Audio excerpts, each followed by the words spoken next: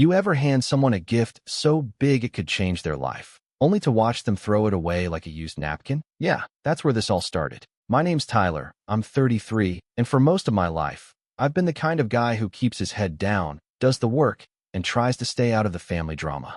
But it turns out, even if you avoid the fire, it'll find a way to burn you if you're standing close enough.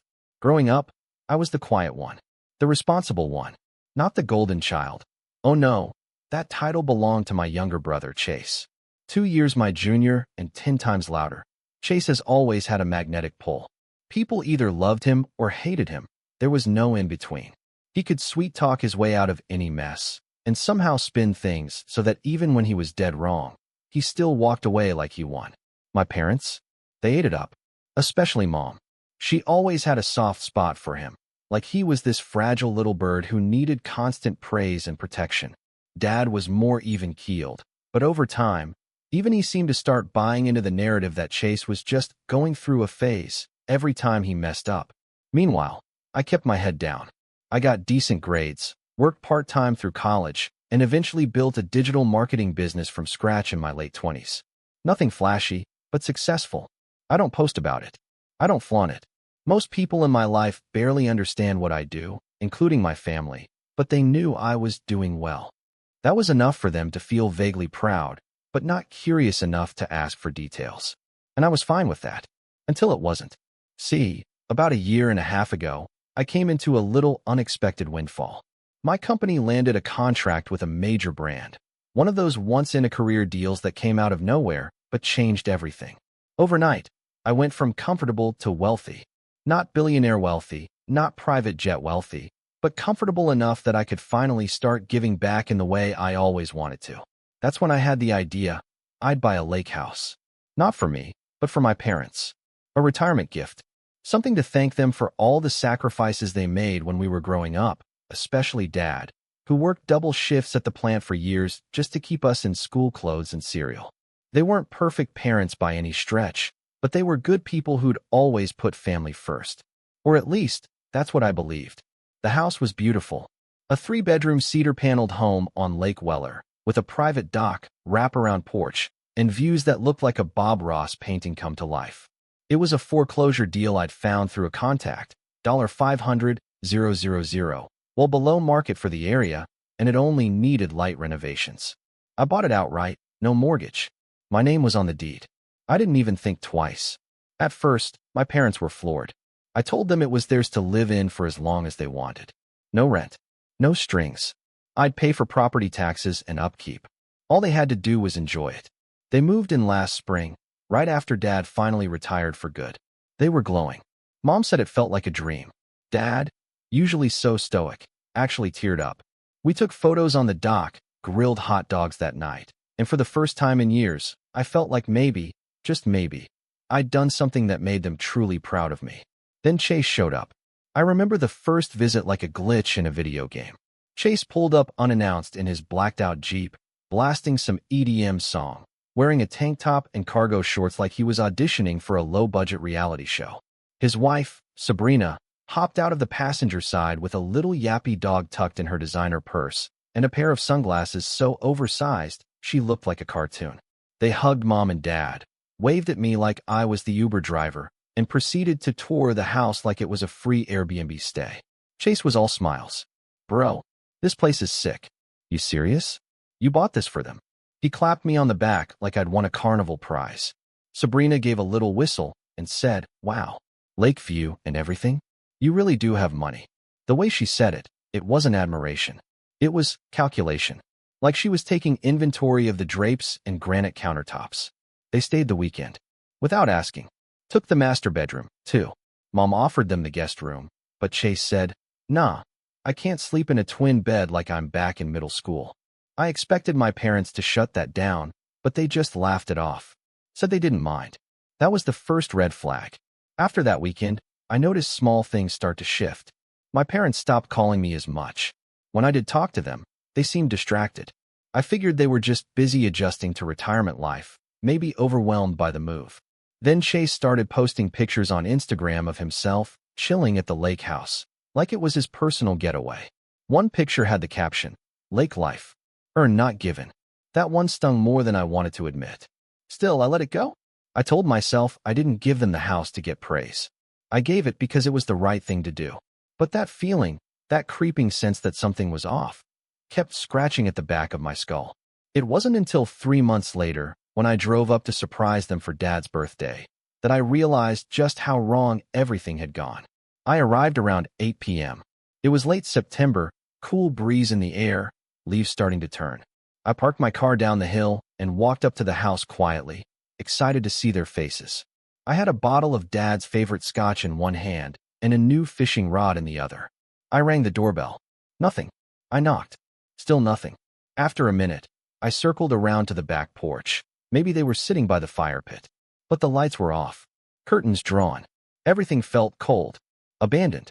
I pulled out my phone and called Mom. She answered on the first ring, voice hushed. Tyler. Hey, I said. I'm out back.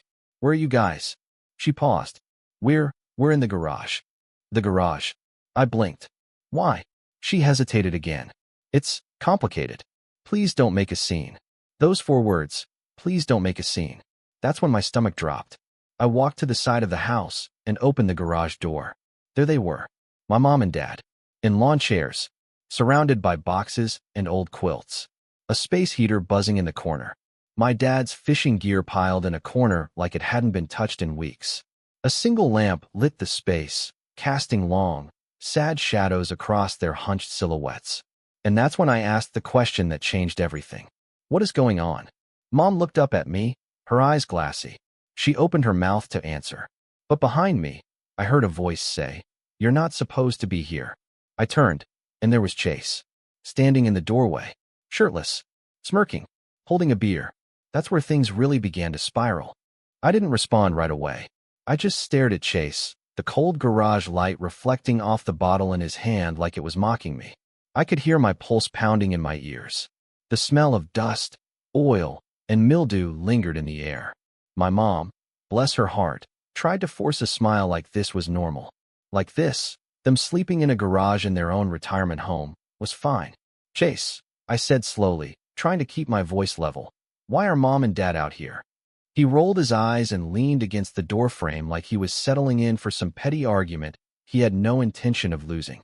Don't start with that tone, man. You didn't call ahead.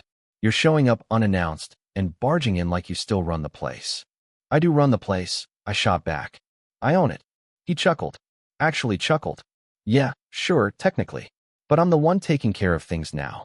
Fixing stuff, maintaining the place. Paying utilities when they forget.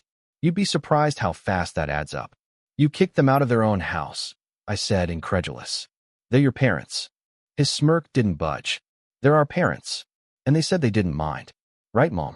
He didn't even look at her. Just tossed the question over his shoulder like a bone to a dog. My mom flinched. It's temporary.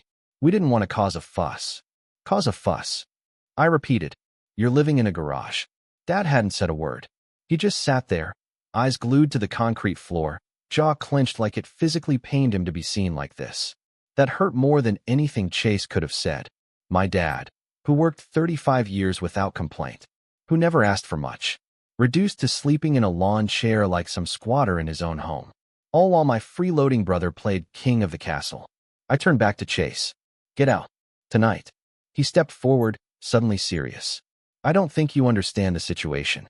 No, I said, cutting him off. I don't think you understand. You're squatting in a house I gave to our parents. This was never yours. You don't have a say. I do now, he said coolly. You should check the deed. Something in my gut twisted. I froze. What? Oh yeah, he said, swaying slightly as he took another sip of beer. Had it updated a few months back. Got Mom and Dad to sign over some things. You know how they are with paperwork. We trust you, Chase. You're the only one who visits. Blah, blah, blah. He smiled, teeth flashing. Long story short, it's mine now. My mom gasped. You said it was just to help with taxes. Chase waved her off. Relax. I was going to tell you. Eventually. You forged their signatures, I said quietly. It wasn't a question. I just knew. Prove it, he said, and for a moment, just a flicker, I saw something behind his eyes. Fear? No, not quite. More like calculation. He'd planned this. He wanted me to react. Wanted to drag me into a fight and make me look like the bad guy. Then came the final insult.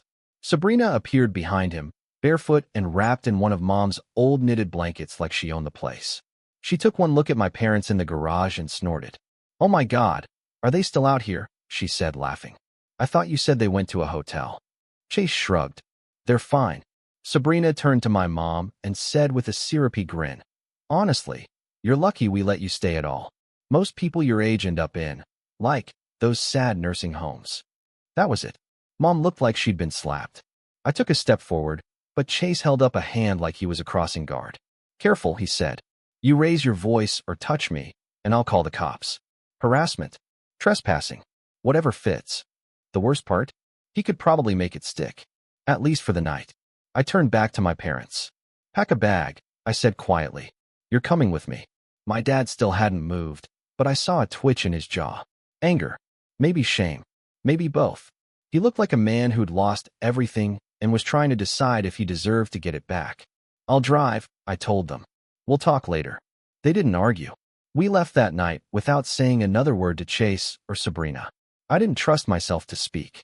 I was shaking from the inside out, my fists clenched so hard my knuckles hurt. As we pulled away from the Lakehouse, my Lakehouse, I looked in the rearview mirror one last time and saw Chase standing on the porch with his arm around Sabrina, grinning like he'd just won the lottery. That night, I put my parents up in a hotel suite downtown, the kind with a kitchenette and a real bed. Mom cried when she saw it, said she didn't deserve it. Dad just nodded once and sat on the edge of the bed like he wasn't sure it was real. I didn't press them for details, not yet. But I stayed up most of the night, pacing the hallway, staring out the window, and turning one question over and over in my head. How did I let this happen? Over the next week, the full picture came into focus. Slowly, painfully. Turns out Chase had been planting seeds for months, maybe even years. Visiting more often, offering to help with bills, telling our parents I was too busy to care, that I only bought the house for show, that he was the one who'd really take care of them. He even offered to handle the boring stuff, mail, taxes, repairs, so they could enjoy retirement without the stress. Then came the paperwork. He said it was just to streamline things. Mom said one afternoon, her hands trembling around a cup of tea. Something about simplifying ownership for tax breaks. Dad hadn't read the documents closely. His eyesight had been failing. Mom trusted Chase. They both did. They signed. "I should have known," she whispered. "He was so pushy about it. I didn't want to upset him." That line stuck with me. Didn't want to upset him. That's what it always came back to with Chase. He was like a storm. You didn't confront him, you endured him. You waited for him to pass, hoping the damage wouldn't be too bad. But this time, he'd burned the whole village down. Meanwhile, Chase wasted no time rubbing salt in the wound. He posted videos of himself renovating his lake house, ripping out Mom's garden, turning Dad's den into a gaming room, painting the porch in gaudy colors like he was a house flipper on a budget cable network. He even gave Sabrina's dog its own bedroom. No joke. Full bed, tiny dresser, nameplate on the door, Princess Suite. I watched every post like a car crash. Morbid curiosity, rage, guilt. I thought about going to the cops, about lawyers. But the truth is, proving forged documents isn't easy, especially when the supposed victims signed willingly. And Chase had always been good at covering his tracks. So I did what I always do when things get bad. I got quiet. I started planning. I didn't tell my parents what I was working on. I didn't post online. I didn't call Chase. I just listened, asked questions, gathered receipts, watched his online activity like a hawk. Because here's the thing Chase never understood. I wasn't just the quiet one. I was the patient one. The one who didn't show his hand until the game was already over. And this wasn't over. Not by a long shot. For weeks after moving my parents into the hotel, I walked around with a quiet storm inside me. I'd never felt rage like that. White hot and cold at the same time. Like my blood had turned to ice, but my heart wouldn't stop racing.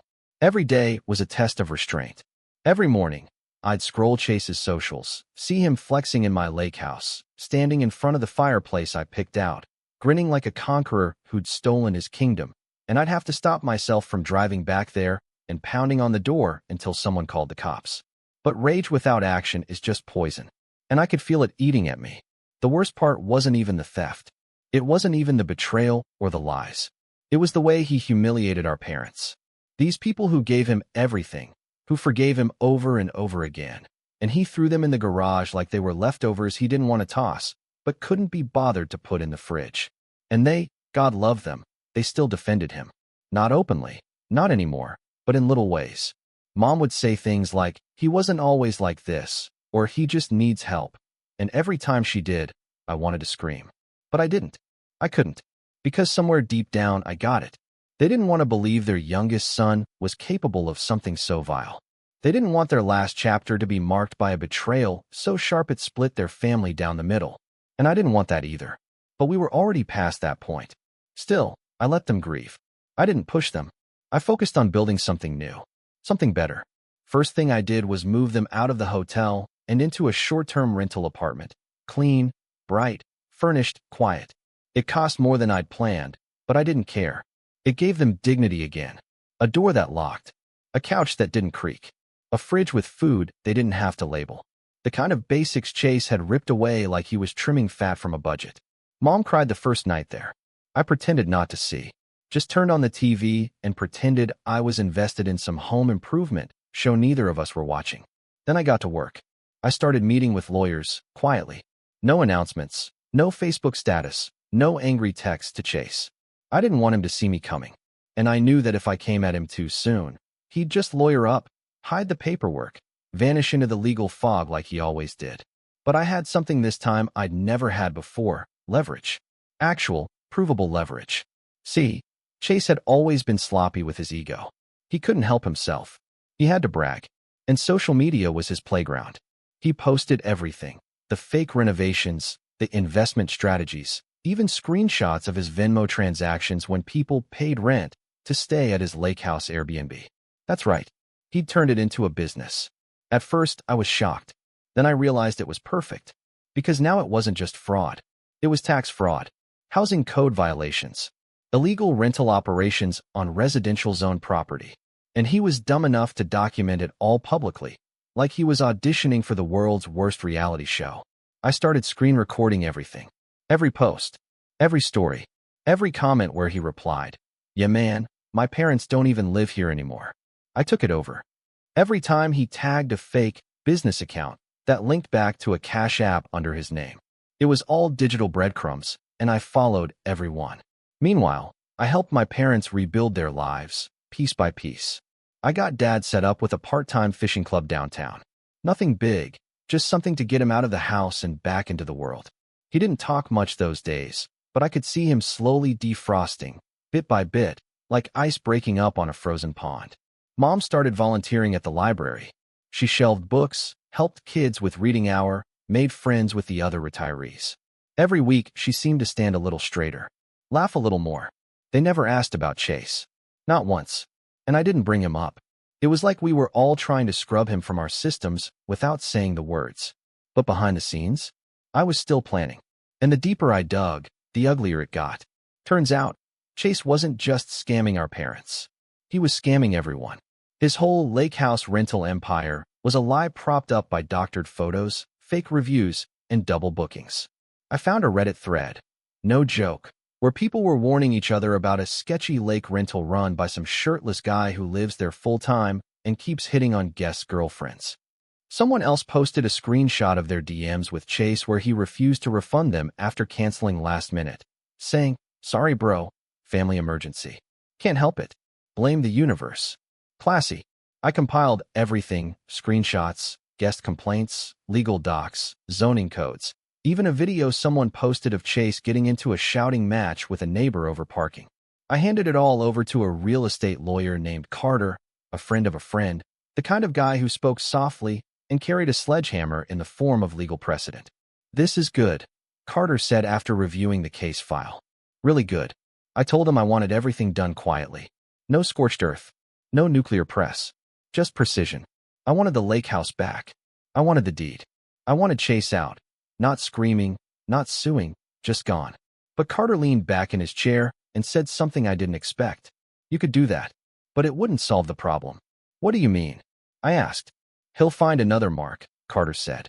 "Maybe not your parents. Maybe not you. But someone else. That's what people like your brother do. This house. It's just a symptom. If you want to stop the disease, you have to go deeper. He was right. And that's when the real plan began. I reached out to a few people I knew from the startup scene, people who'd been burned by bad deals, fake gurus, crypto scammers. I told them I had a project, a documentary, a cautionary tale about family fraud and entitlement. I didn't mention names, just said I had receipts. They were in. One guy offered editing. Another had a podcast. A third connected me to a woman who ran a YouTube channel about real estate scams and fake Airbnb horror stories. She loved the angle, said it could go viral, said people needed to hear stories like this because it wasn't just about a house. It was about family and how trust can be twisted into a weapon. All I needed was a little more time. I knew Chase was planning a big event at the Lakehouse, some 4th of July bash he was hyping online with invites, flyers, even a DJ. He was calling it Chase's Freedom Fest, which was hilarious considering how much freedom he'd stolen to make it happen. He had no idea I was watching, that I had people ready to show up, that the entire house of cards he'd built was about to collapse. But I wasn't going to make my move yet, not until everything was airtight. So I waited, and as I waited, something strange happened. I started to breathe again, not just the shallow breaths I'd been taking since the garage moment, but real breaths, deep ones, the kind that hit your chest like fresh air after a thunderstorm. I started running again in the mornings. Not far, but enough to sweat, enough to feel my feet on the ground. I signed up for a local mentorship group and began coaching a few young entrepreneurs who reminded me of myself 10 years ago, hungry, anxious, trying to make something real. One of them told me I had calm boss energy. I'd never been called that before. It felt good. Even my apartment, once just a place to sleep, started to feel like a home. I added plants, art. I cooked again. Nothing fancy, just meals that reminded me I was still human, still whole. And the calls with mom and dad changed, too. They weren't just check-ins anymore. They were actual conversations. We talked about books, old movies, recipes. They started calling me first, asking about my life. Not Chase, not the Lakehouse, me. It felt like, for the first time in a long time, I wasn't just their responsible son. I was Tyler, a person they respected, admired, trusted. And the best part? Chase had no clue. He still thought I was sulking in silence. Still thought he'd won. He kept posting, kept bragging, kept playing king of a castle he built on stolen sand. But what he didn't realize was that the tide was coming. And this time, I wasn't just going to take back the house. I was going to take back everything. Chase always believed the world was his game board, and the rest of us were just NPCs, side characters meant to serve his storyline. If he was the hero in his mind, then I was the boring older brother who stayed off-screen. The guy who showed up only when it was convenient for Chase's narrative. And that suited me fine for a long time. But now the story was mine. By mid-June, the storm had gathered. Quietly, thoroughly. I had documents, testimonies, screenshots, and legal affidavits lined up like dominoes. My lawyer, Carter, worked faster than I expected, pulling title records, checking for notary fraud, interviewing neighbors who had no problem recounting stories of Chase's temper tantrums and late-night parties. One neighbor, a retired veteran named Joe, emailed us a folder full of photos he'd been taking since March. I guess the guy had been trying to document the chaos to send to the HOA board. The photos included loud parties, bonfires that got dangerously close to the tree line, and even one shot of Sabrina letting her dog poop on Joe's front steps, without cleaning it up. Classy as ever. One gem of a video showed Chase drunkenly arguing with someone over a missing speaker and yelling, "This is my house, my rules. If you don't like it, get the heck off my dock." Carter chuckled when he saw that one. "This is gold," he said. "Even if we didn't have the forgery angle, this would be enough to trigger a dozen violations." But it was the forgery that was the real key.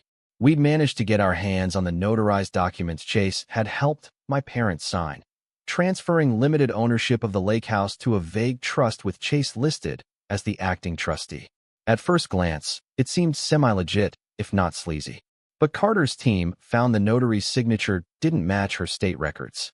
Worse, when we called the notary's office, they had no record of that transaction ever happening. That's when it clicked. Chase had forged the signature. He hadn't just manipulated our parents. He'd outright fabricated a legal document to claim ownership of the house.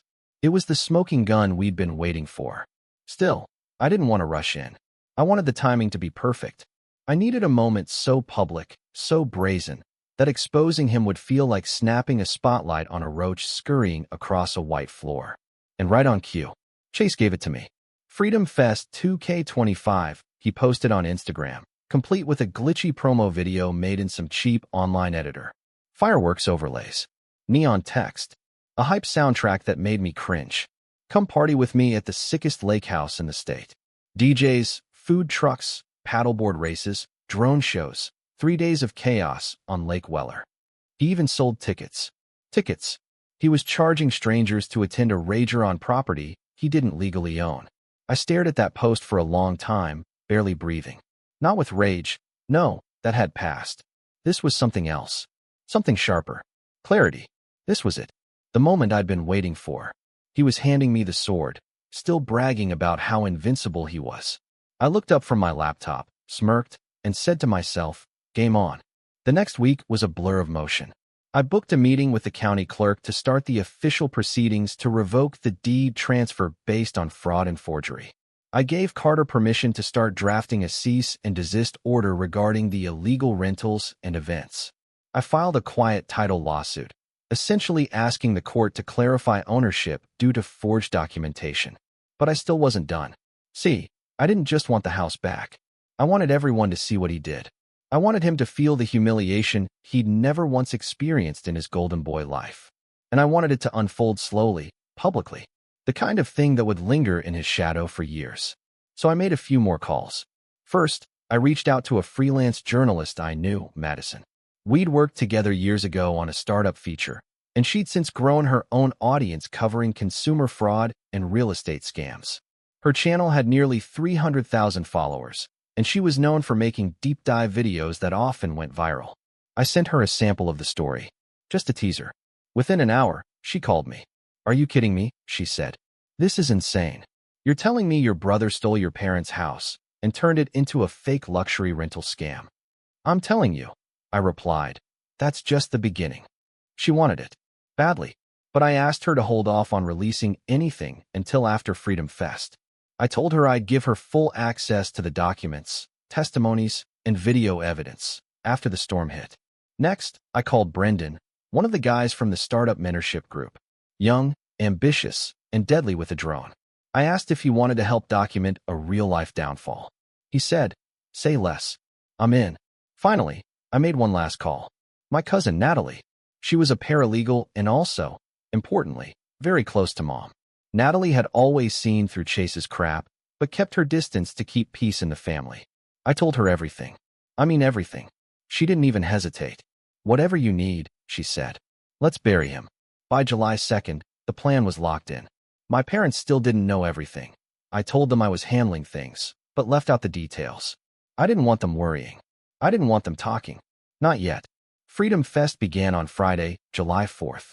I didn't show up that day. Instead, I watched. Brendan flew a drone overhead from the public park across the lake and filmed everything. The crowd of partygoers lining up at the makeshift gates, the giant inflatable floats covering the water, the food trucks blocking the road. Chase strutted around shirtless with a walkie-talkie clipped to his cargo shorts, barking orders like a low-rent event manager. He even had a microphone and was shouting things like, "Welcome to my house," and "Freedom ain't free, but this party sure was worth it." The irony was thick enough to choke on. Meanwhile, Carter filed the final paperwork in the background. Natalie had coordinated with a process server to be on standby. And Madison? She was ready with a camera crew just out of sight, sitting in a van with a local videographer. We weren't just taking the house back. We were turning the lights on in front of an audience. The next morning, Saturday, July 5th, I made my move. I arrived at the Lakehouse just after noon. I wore plain jeans, a dark t-shirt, and a windbreaker. Calm. Controlled. Brendan followed behind me with a drone rig tucked in a gym bag. Natalie stood off to the side, phone in hand. Carter's assistant trailed behind, carrying a clipboard with documents an inch thick. The place was still buzzing from the night before. Some people were passed out in lawn chairs. Others milled around the dock, drinking hard seltzers and tossing bean bags. Music thumped lazily from a speaker near the porch. And there was Chase, standing on the balcony, taking selfies. He didn't see me at first.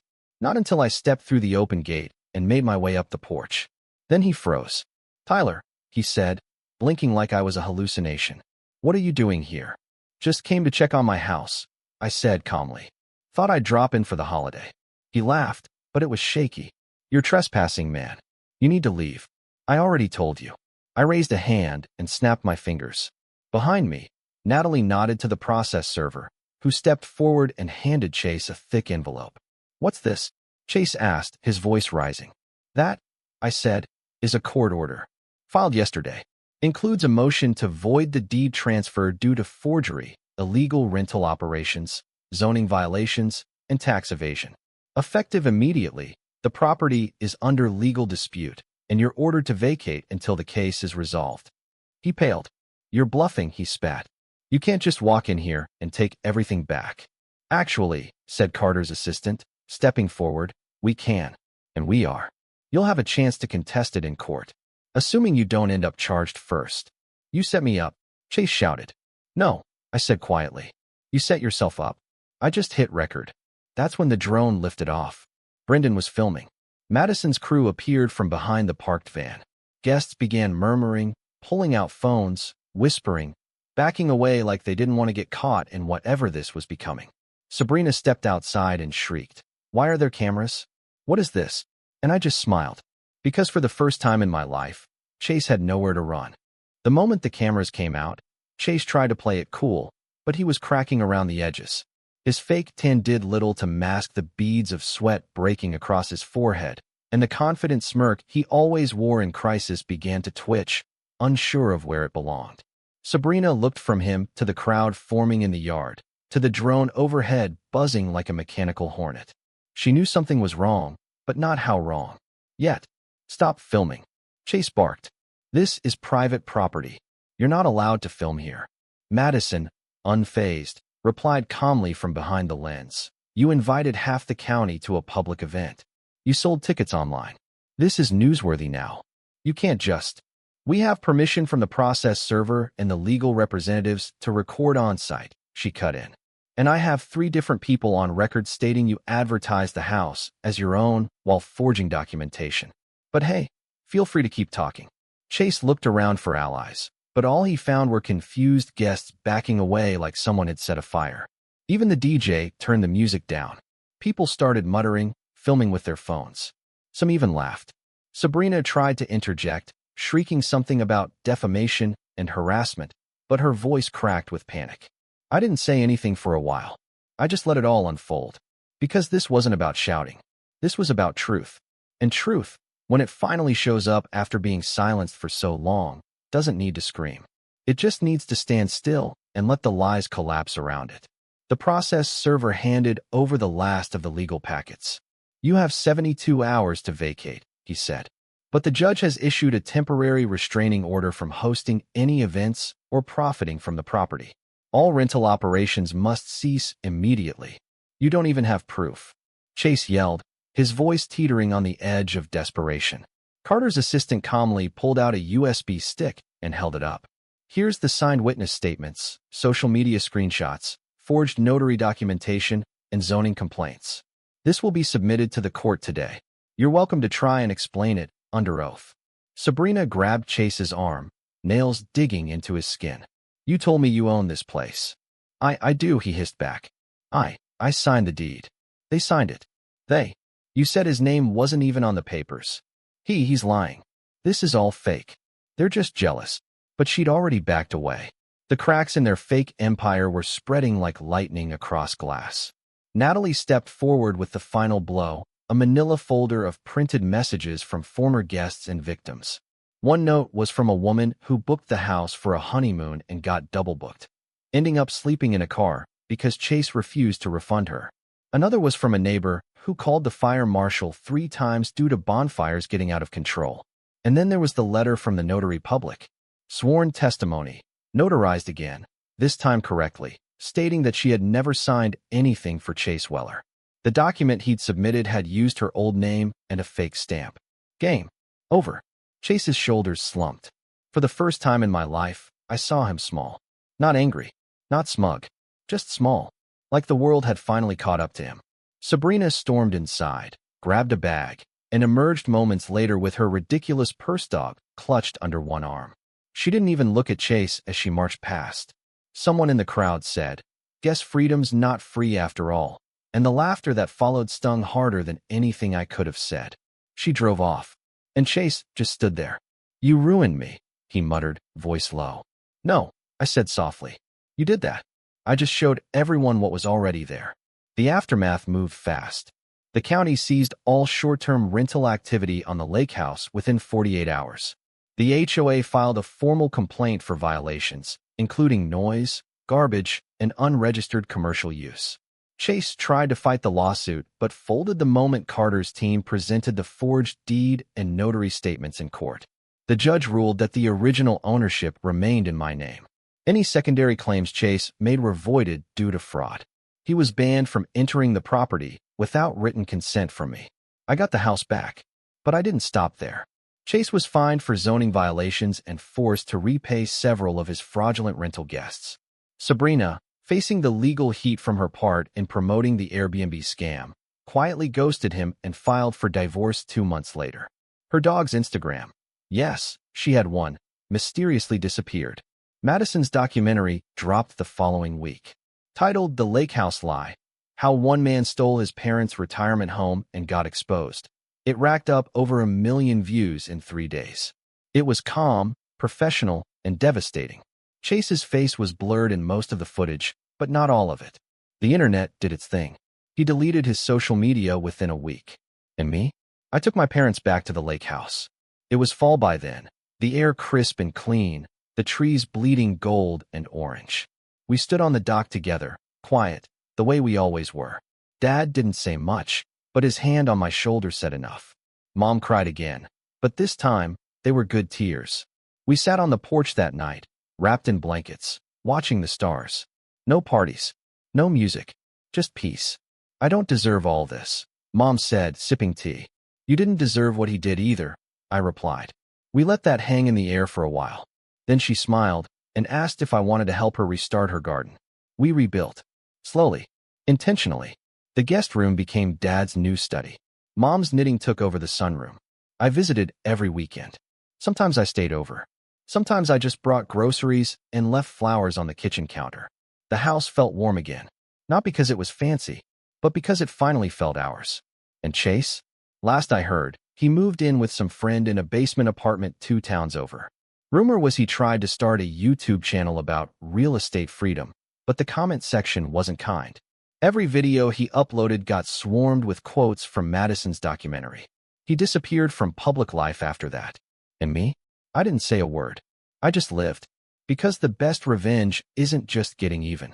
It's being everything they said you couldn't be, quietly, completely, and without looking back. And the last time I drove past the old mailbox and saw our family name shining in the sunlight, I smiled. Not because I'd won, but because this time I didn't lose. And neither did they.